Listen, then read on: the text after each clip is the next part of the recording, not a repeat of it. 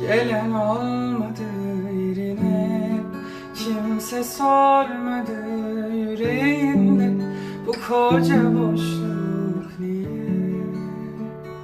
Ah, inen olmadı daha derine ki ben yormadım bu rüyayı, bir gün gidebileceğim.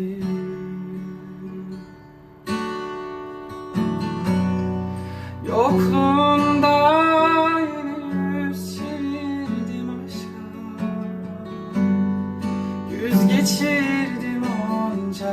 Yavrım sarardı soldu, sonbaharın sonunda bahar yok artık. Yağmur vurunca dert eder çok, rüzgarı vurunca da